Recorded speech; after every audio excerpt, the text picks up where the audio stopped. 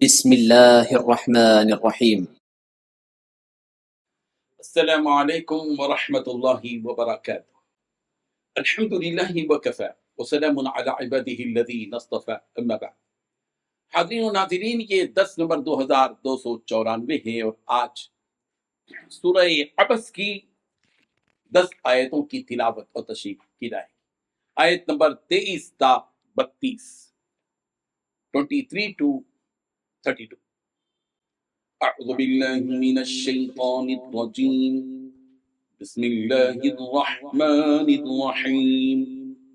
کلا لما یقض ما امرہ فلینظر الانسان الى طعامہ انا صببنا الماء صبا ثم شققنا الأرض شقا فأنبتنا فيها حبا وعنبا وقضبا وزيتونا ونخلا وحدائق غلبا وفاكهة وأبا متاعا لكم ولأنعامكم صدق اللہ العظیم۔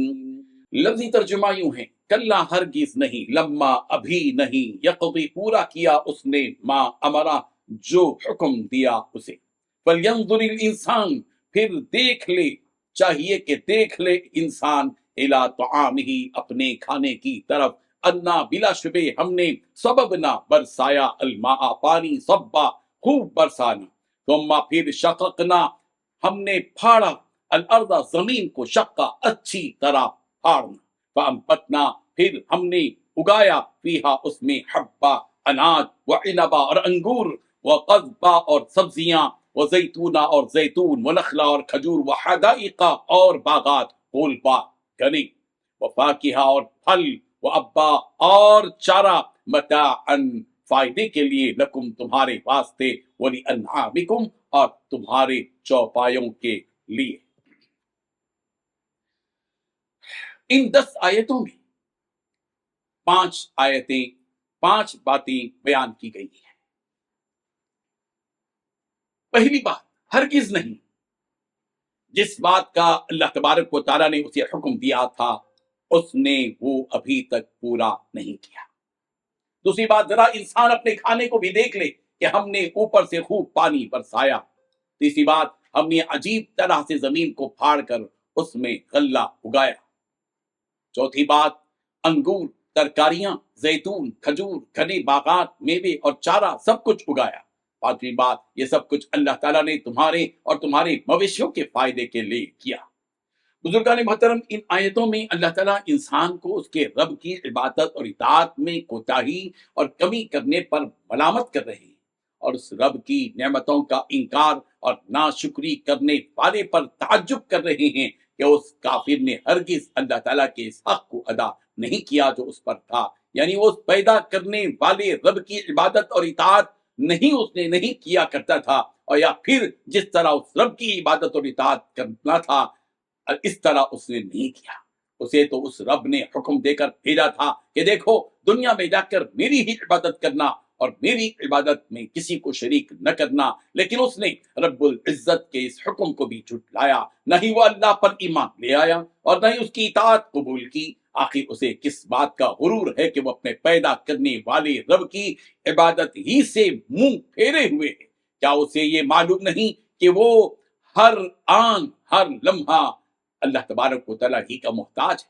کیا اسے یہ پتا نہیں کہ اس کی ساری ضرورتیں اور حاجتیں سوائے اللہ کے اور کوئی پورا نہیں کر سکتا؟ اسے ان باتوں پر غور کرنا چاہیے۔ اسے چاہیے کہ وہ اپنی غذاؤں پر غور کرے جسے وہ کھاتا پیتا ہے، کہ اسے کس نے اگایا اور پیدا کیا۔ اسے اس کے پروردگار ہی نے اگایا، اور اسے اگانے کا اس رب نے ایک نظام بنا کر رکھا کہ پہلے وہ آسمان سے بادلوں کے ذریعے پانی برساتا ہے، پھر وہ برسے ہوئے پانی کو زمین کی تہ تک پہنچا دیتا ہے، پھر اس تر زمین سے ایک پودا اگتا ہے، وہ پودا جو زمین سے اس کے حکم سے اگتا ہے وہ مختلف قسم کا ہوتا ہے، جیسے کہ میوے، ترکاریاں، کھجور، انگور اور زیتون، اور اس کے علاوہ اور بھی میوے اور سبزیوں کے گھنے باغات اور جانوروں کے کھانے کا چارہ سب اسی پانی سے اگتا ہے جو اس پروردگار نے نازل کیا۔ ان تمام چیزوں کو ذہن میں رکھ کر اس بات کو ذہن میں رکھنا چاہیے کہ پروردگار کی قوت و طاقت یہ ہے کہ تم یہ سب اس کی منشا کے بغیر اگا سکتے ہو۔ سوال کرو اپنے آپ سے کہ کیا تم اس کو اپنے طور سے پیدا کر سکتے ہو؟ یاد رکھو اگر تم اس دنیا میں پروردگار کی نافرمانی کرو گے تو رب ذوالجلال کی طرف سے تم پر قہر آ سکتا ہے۔ اللہ تبارک و تعالیٰ نے تمہارے سامنے اس لیے یہ ساری چیزیں بیان کی ہیں کہ تم اس رب کو حقیقی مالک مانو اور اپنے آپ کو اس کا محتاج تسلیم کرو اور اس کی عبادت کرنے لگ جاؤ بس یہی ہے وہ مقصد جس کے لیے اس نے تمہیں پیدا کیا۔ وما خلقت الجن والانس الا لیعبدون، لہذا اپنی پیدائش کے اس مقصد کو سمجھو اس سے قبل کہ تم سے یہ موقع چھن جائے اور قیامت آ جائے۔ جب قیامت آ جائے گی تو اس وقت تمہیں یہ موقع نہیں ملے گا، وہاں تو بس انہی اعمال کے مطابق فیصلہ ہوگا جو تم نے دنیا میں کیے ہیں۔ اللہ تبارک و تعالیٰ ان حقیقتوں کو سمجھنے کی توفیق عطا فرمائے۔ آمین وآخر دعوانا ان الحمدللہ رب العالمین۔ ڈیلی درس قرآن کو سبسکرائب کیجئے، اپنے تاثرات اور مشورے ارسال کیجئے اور اپنے متعلقین کا گروپ بنا کر انہیں روزانہ درس قرآن بھیجئے اور اجر و ثواب پائیے۔ جزاکم اللہ خیر۔